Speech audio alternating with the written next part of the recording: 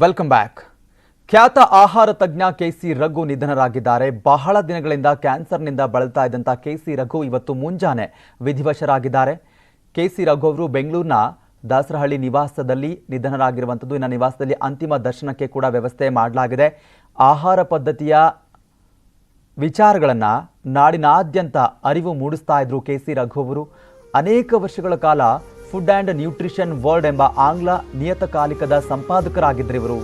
ಅನೇಕ ದಿನಪತ್ರಿಕೆಗಳಲ್ಲಿ ಆಹಾರದ ಬಗ್ಗೆ ಅಂಕಣ ಕೂಡ ಬರಿತಾ ಇದ್ರು. ಕ್ಯಾನ್ಸರ್ನಿಂದ ಬಳಲ್ತಾ ಇದ್ದಂಥ ಕೆಸಿ ರಘು ಅವರು ನಿಧನರಾಗಿದ್ದಾರೆ.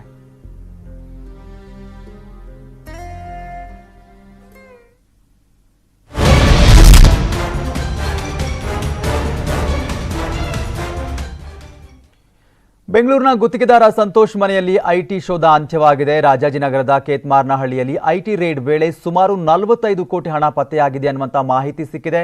18 ಗಂಟೆಗಳ ಕಾಲ ಪರಿಶೀಲನೆ ಮಾಡಿದ ಬಳಿಕ ಸಂತೋಷ್ ಮನೆಯಿಂದ 3 ಟ್ರಂಕ್ 2 ಸೂಟ್ಕೇಸ್ಗಳಲ್ಲಿ ಹಣವನ್ನು ಕೊಂಡೊಯ್ದಿದ್ದಾರೆ ಅಧಿಕಾರಿಗಳು. ಕೆಲ ದಾಖಲೆಗಳನ್ನು ಕೂಡ ಸೀಸ್ ಮಾಡಿದ್ದಾರೆ. ಆ ಒಂದು ಮಾಹಿತಿ ಸಿಕ್ಕಿದೆ. ಗುತ್ತಿಗೆದಾರ ಸಂತೋಷ್ಗೆ ನೋಟಿಸ್ ಅನ್ನ ನೀಡಿ ತೆರಳಿದ್ದಾರೆ ಐಟಿ ಅಧಿಕಾರಿಗಳು. ಅಪಾರ್ಟ್ಮೆಂಟ್ನಲ್ಲಿ ಸಿಕ್ಕ ನಗದು ಹಾಗೂ ದಾಖಲೆಗಳನ್ನು ವಶಕ್ಕೆ ಪಡೆದಿದ್ದಾರೆ ಅಧಿಕಾರಿಗಳು. ಸುಮಾರು 15ಕ್ಕೂ ಹೆಚ್ಚು ಜನ ಐಟಿ ಅಧಿಕಾರಿಗಳಿಂದ ಪರಿಶೀಲನೆ ನಡೆಸಲಾಗಿದೆ.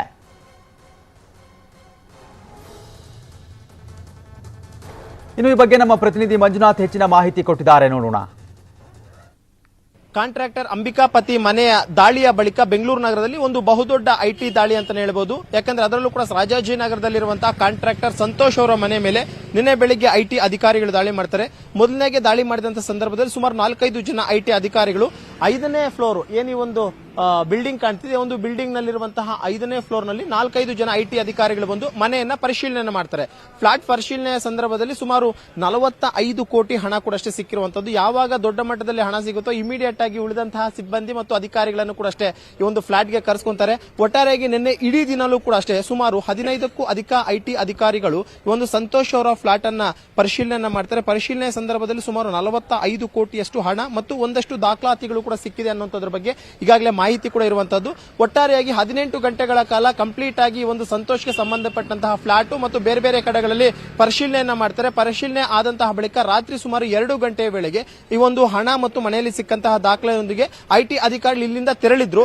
ಇದಾದಂತ ಬಳಿಕ ಮುಂಜಾನೆ ಮತ್ತೆ ಓರ್ವ ಐಟಿ ಅಧಿಕಾರಿ ಕೂಡ ಇದೇ ಒಂದು ಫ್ಲಾಟ್ಗೆ ಬಂದಿದ್ದು ಸದ್ಯಕ್ಕೆ ಸಂತೋಷ್ ಅವರನ್ನ ವಿಚಾರಣೆ ಮಾಡುವಂತಹ ಒಂದು ಕೆಲಸವನ್ನ ಮಾಡ್ತಿದ್ರೆ. ಪ್ರಮುಖವಾಗಿ 45 ಕೋಟಿ ಹಾರ್ಡ್ ಕ್ಯಾಶ್ ಮನೆಯಲ್ಲಿ ಏನಕ್ಕೆ ಇಟ್ಕೊಂಡಿದ್ರು, ಎಲ್ಲಿಂದ ಬಂತು ಮತ್ತು ಯಾರಿಗೆ ಸಂಬಂಧಪಟ್ಟಂತಹ ಹಣ ಇದು ಅನ್ನುವಂಥದ್ರ ಬಗ್ಗೆ ಕಂಪ್ಲೀಟ್ ಆದಂತಹ ಮಾಹಿತಿಯನ್ನು ಈಗಾಗಲೇ ಐಟಿ ಅಧಿಕಾರಿಗಳು ಕಲೆ ಹಾಕ್ತಿರುವಂತದ್ದು.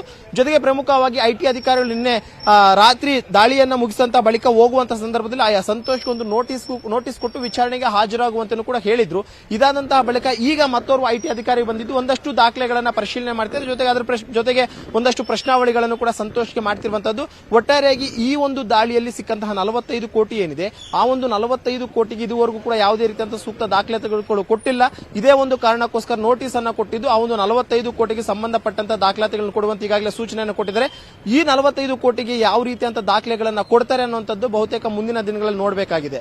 ಕ್ಯಾಮರಾ ಪರ್ಸನ್ ರವಿ ಜೊತೆ ಮಂಜುನಾಥ್, ನ್ಯೂಸ್ 18 ಬೆಂಗಳೂರು. ಕಾಂಟ್ರಾಕ್ಟರ್ ಅಂಬಿಕಾಪತಿ